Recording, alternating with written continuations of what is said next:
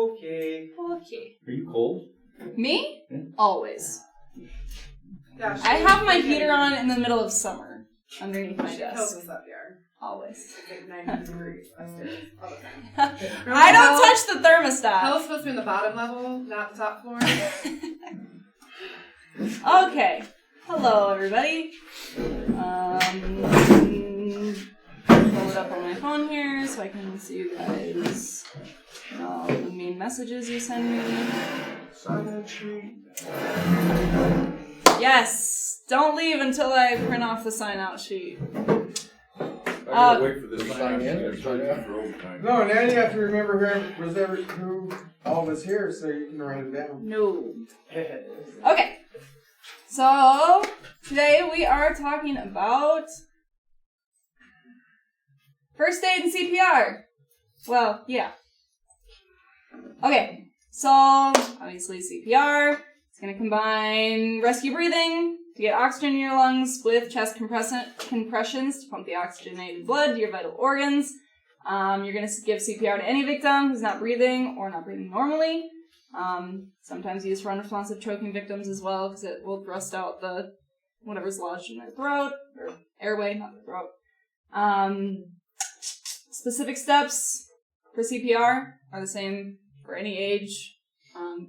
Fun fact, actually had to do CPR on my daughter when she was 1.5 years old. Not CPR, sorry, the Heimlich maneuver. She was choking, we had to do the Heimlich on her, so fun fact, I know how to do that. So, techniques, you find the correct hand position in the middle of the chest on the breastbone. Press the chest quickly and rhythmically at a rate of at least 100 compressions per minute for an adult, children, infant. Does anyone know what song you're supposed to do it to the beat of? I will survive. Walk. By Pantera. Okay, there's a few. Breathe, you bastard! Breathe, you bastard! Crazy Staying train. alive. I don't know. You know, staying alive, staying alive. That one? That's the song. You know, You we're all did never going to forget that. Yeah. He'd wake up laughing at you. So you want to alternate chest compressions with rescue breaths. If you're unwilling or unable to do rescue breaths, then you just do hands-only CPR, doing the continuous chest compressions. For victims of H2S, are you supposed to give them mouth-to-mouth? No. What do you do? Run. Well, okay. Run away. Cross Well, them down. Usually you use a one-way valve, because if somebody inhaled H2S, you give them mouth-to-mouth, you're just going to inhale that H2S as well, so you want to use a one-way valve for that. Do we have those in our trucks? No. Maybe we should invest in them. Alrighty-dighty. So first aid, Respond has been contacted to periodically restock our first aid kits. So if the first aid kit in your area is low on supplies, you can let me or David know. We can contact them to get it restocked. Your trucks have the small first aid kits. We also have the big one in the parts shop window. Also use it if you need it, obviously, but don't hoard all the supplies. Make sure if you do use it, you get it replenished. And the intent for these is for self-administering, so like cuts, burns, splinters, anything like that. If it's anything past that, you need to be certified in CPR and first aid to administer the first aid for it. First aid awareness. Obviously remain calm. Don't freak out and just start doing things. Take time to assess the situation, figure out what is really needed, what's truly needed. Don't get tunnel vision. Don't focus on this, one thing. That get the big picture, know what's going on in the whole situation. If obviously you're going to call 911 if it's serious past first aid, basic first aid. If you suspect something like a spine or neck injury, don't move them. Moving them can cause permanent injuries. It's a spinal or neck injury. And if you think at any time you need to move them, you only need to move them if they're in immediate danger. If there's something that's happening nearby that they need to move out of the area, that's the only time you should ever move them. Trust your instincts. When you're assessing a situation, always trust your own initiative, good judgment, common sense. 99% of the time, if it feels like you need to do something, your gut instinct is going to be right. So do that first instinct that comes to you. Bleeding, if you're bleeding or someone else is bleeding, put direct pressure on it, steady, firm, where it's bleeding. Try to avoid direct contact with your hands. Make sure you're using like a cloth or something. If you're treating someone else, think back to bloodborne pathogens kind of stuff. Treat any blood or bodily fluids as if they are infected, regardless if they are or not. So if you're administering first aid to someone else, make sure you're protecting yourself first as well. So you want to maintain that pressure on the wound for 15 minutes until the bleeding subsides. Make sure you're getting more layers of bandages. Make sure the bleeding is coagulating. Coagulating. Elevate the extremity, so if it's on a limb, your legs, arms, you want to make sure you're elevating that above your heart. If there's no fractures to bones or anything like that, obviously if there's a fracture or a break, you want to make sure you're stabilizing that, not moving it around too much. Burns. We have first-degree burns. There's minor redness there. Treatment for these, run cold water over it for at least 5 minutes. Don't put ice on these burns. It can result in frostbite. Don't apply butter, ointments, anything like that. Let it breathe. That can prevent proper healing on it. And then put sterile gauze bandages over the burns. And give it time to heal. Second-degree burns, these are developed blisters. If you get blisters like that, don't break them. That open skin is more vulnerable to infections. If they break, clean it and put an antibiotic ointment on it. Cover it again with sterile gauze. Don't use cotton and those kind of things. It can stick in there and foster more bacteria. Don't put pressure on the burned skin. Bandaging is going to keep the air off of it, reduce pain, and protect those blistered areas. Third-degree burns, that's when it's actually charred. Obviously, it's the most serious type. We need to get 911 if you think there's something like a third-degree burn. I was going to put pictures in here. My husband was actually in an oil field explosion, I think 5 years ago going on now. He had 28% of his body third-degree burned. They were in Greeley in the burn center for 2 weeks getting those fixed. When you get burned, your skin continues to burn for 72 hours after you're burned. So, you have 3 more days of your skin continually burning for 3 more days. So, burns are serious, number 1.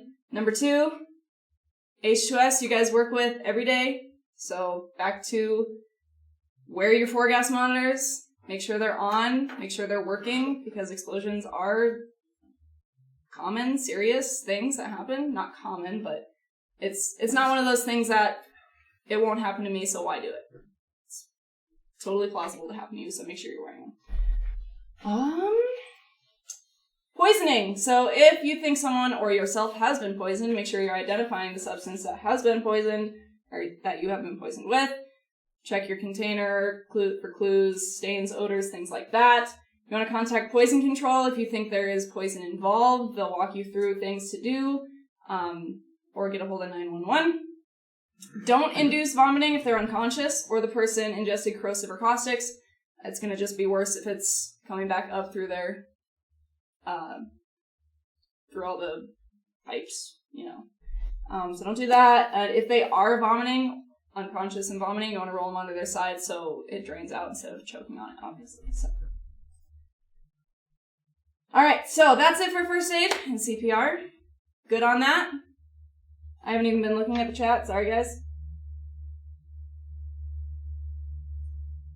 Sorry, you couldn't. My head's in the way for the first-degree burns. The picture it's just a picture of first-degree burns, a drawing. Let's see. Wow, there's a lot of chat on there at the moment. So that's it for that. Back to this month's safety topic. Again, we're still focusing on Goal 0. It's the new year. So still focusing every day on what you do. Every action, every decision you make is not only affecting you, it is affecting the people around you, affecting the company as a whole. So we still want to keep focusing on taking our time, slowing down, following our policies, following our procedures. Don't take shortcuts. Again, why are you guys worried about Goal 0? What does it mean to you? What does it have to do with you? Job security. Job security. Make it home safe. Make it home safe.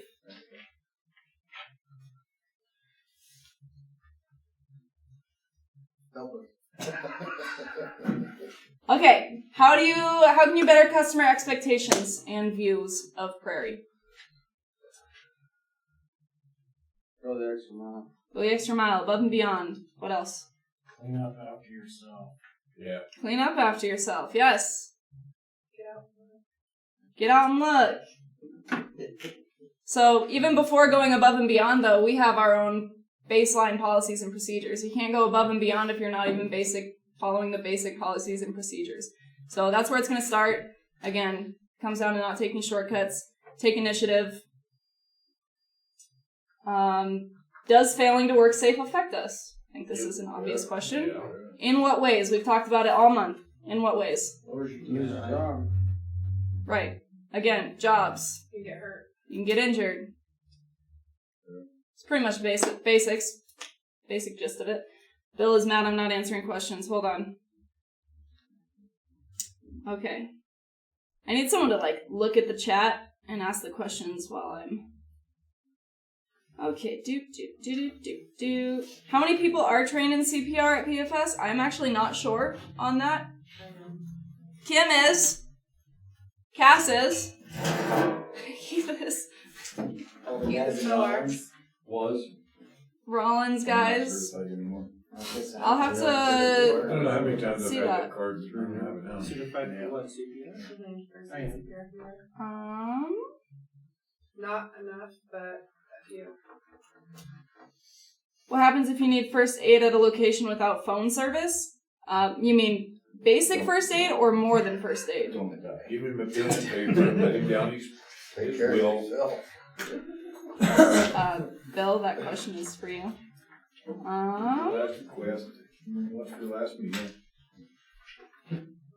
And how often are dispatchers checking on trucks? That's a dispatch question. I don't think Dustin's in here. What was the question?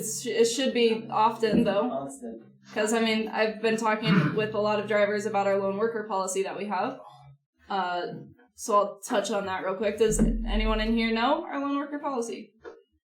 Say that again? Our lone worker policy. Do you know what it is? I don't know. Okay. So obviously you guys are out there working alone every day. You don't have a buddy. So basically what our lone worker policy is we know where you're at on Samsara. We know where you're going to your dispatch location. We have our turn-by-turns written for our journey management plan. So anytime you're out of service, we know where you're at on that route. So if we lose service and it's for an extended period of time and we're not sure where, you haven't gotten to your location, we haven't contacted you in a while, we haven't heard from you, we're going to go on that journey management, the same thing, we're going to follow that JMP, come and find you, make sure everything is okay. So that is why if you ever change your route or anything, go off of your journey management plans, dispatch needs to know. Because if you deviate from that and we go and try and find you on that journey management plan and you're not on that, we're not going to be able to find you. Does that make sense? Maybe we should think about Shell, all for Shell for other companies. I don't know if they bring it up to us or not, but they have a strict policy against going off of that journeyman management plan. Yeah. Well, don't we? Yeah. But We sometimes, well, I've always followed. Well, I do too. I mean, but I know if I do a shortcut to a well, I'm probably gonna take it. well, and a lot of us, Okay. and a lot of us do, but that's just the fact. But I that a lot need to of notify roads dispatch. not supposed to be on. Right. They have But we to- also write the turn-by-turns as the safest way for a truck to get there, do we not? So if you deviate from that... Easiest way. But let's just say the directions from Campbell Station to go to Levitt, you want to go around this way, or back in the day when we could take the other road. I mean, they're a set way, but sometimes it's not always the shortest route, just the way the directions are written. Right, but neither was that one in our Shell presentation where the guy took 3 different routes to the same pad to find the shortest one and didn't follow his journey management plan and dumped his trailer in the turn because he wasn't following the safest way that we wrote for the truck to drive. Then we had an incident because the journey management plan wasn't followed. Well, I think we probably had an incident because he wasn't paying attention. Well, I mean, there's multiple reasons that can happen. I But mean, our our JMP plan are general directions. So let's say they all start from right because that's where the most common area you're going to start from. But if you're leaving Campbell Station and your directions say to go from right, but you're leaving Campbell Station and your well is 1.5 miles down the road, you're not going to start at right. Obviously. I'm just saying, like, it's not always black and white. I see what you're saying now. Like a lot of the arborists we're getting now, they're getting directions out of right. We're leaving Castle. Right. Right. So you want to take Highway 59 there, you can cut across Cheney Trail. Right, so I mean, like, if You're going to Okay, then my point being, if you deviate from the JMP, dispatch needs to know. Or if something happens to you, you roll over and you're pinned under a truck or something and we haven't heard from you, Correct. we need to know where you're at. Well, every truck has a GPS tracker, right? But if you're out of service, it does not. Service doesn't work. Oh. That's what I'm saying. We know where you are when we left service and we know where you're going. So we're going to go on that JMP to find you. And there's a lot of times it doesn't work. I got that thing will throw a speed alert. It'll catch up, like, once you get service. I like it. It'll catch back up. That's all I need.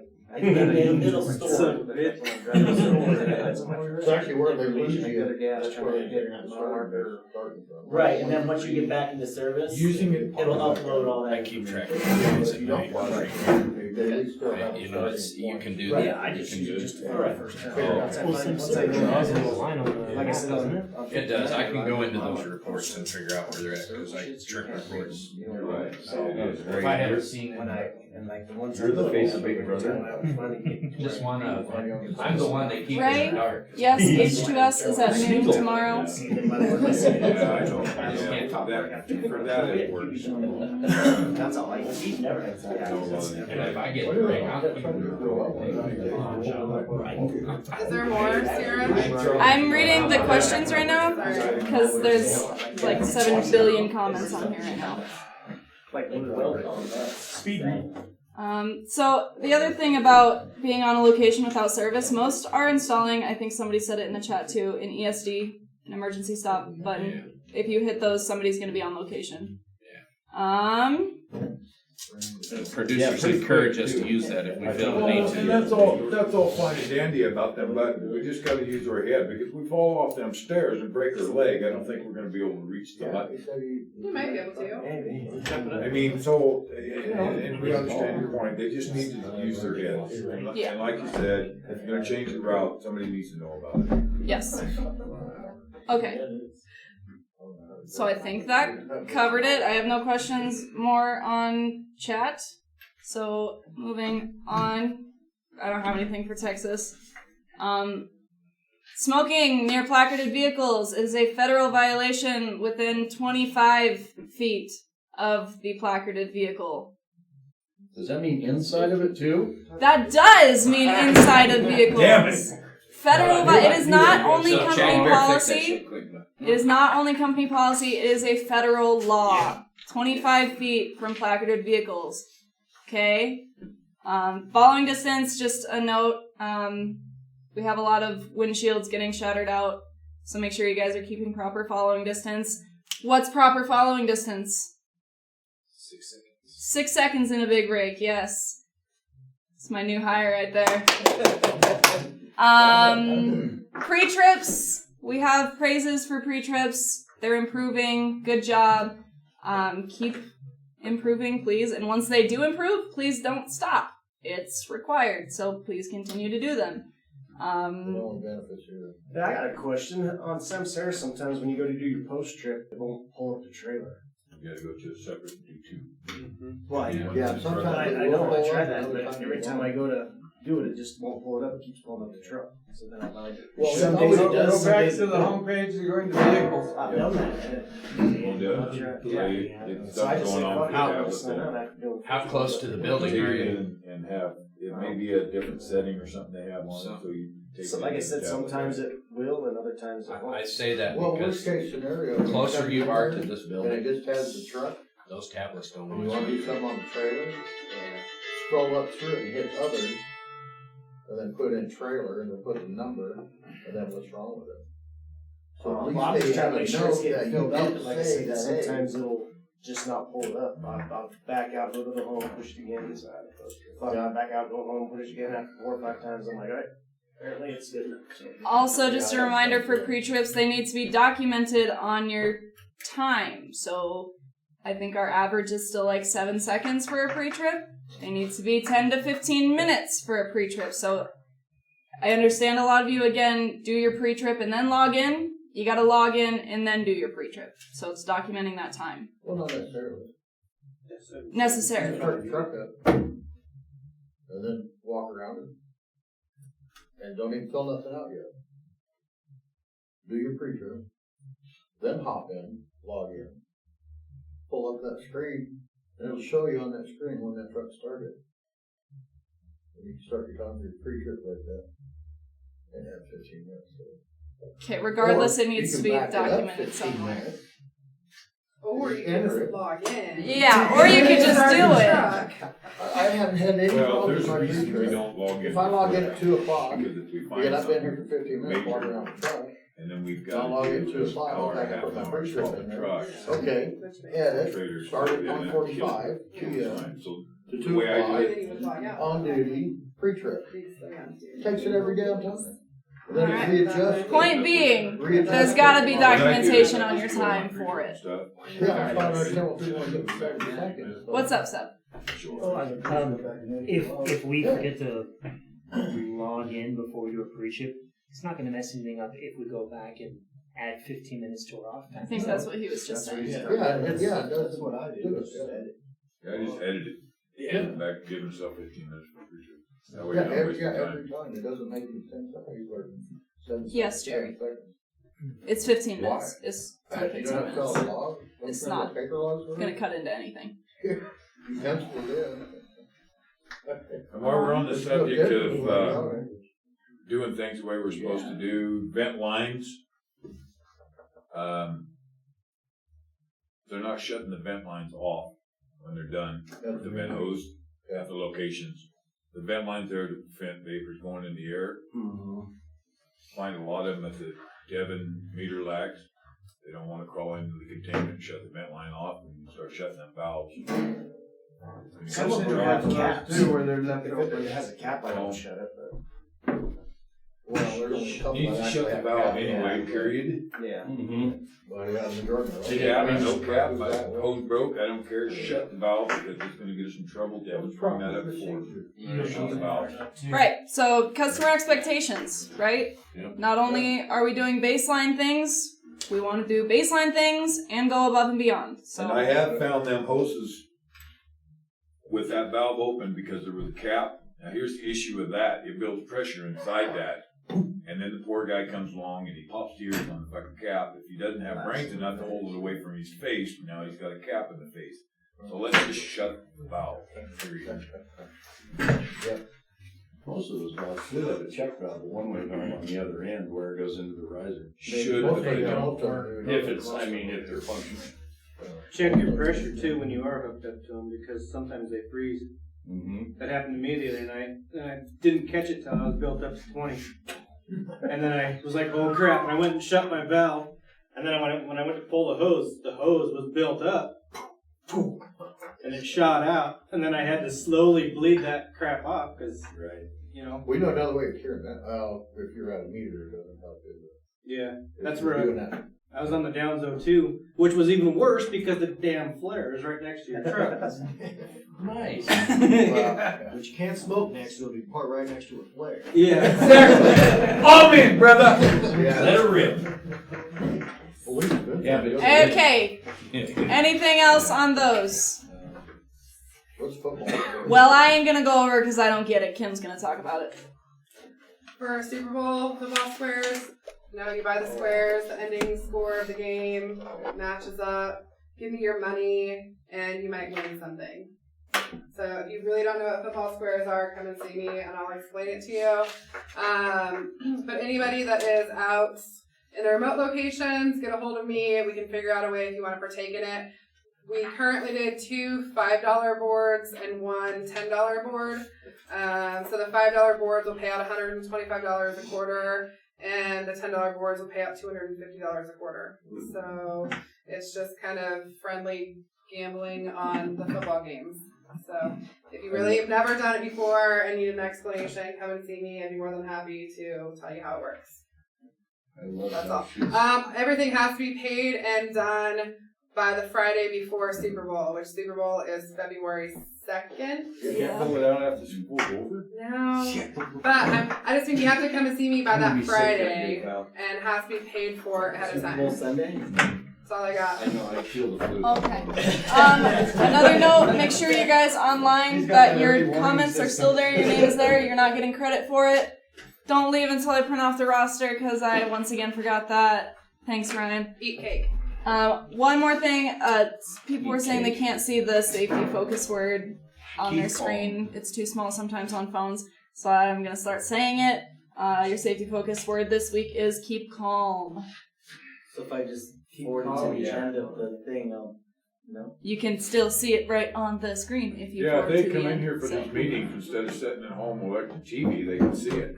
They could. Let them eat cake. Okay, that is all. Keep calm and goal. Awesome. Thanks, guys. Eat cake. See you I was later. gonna say, I love how she's got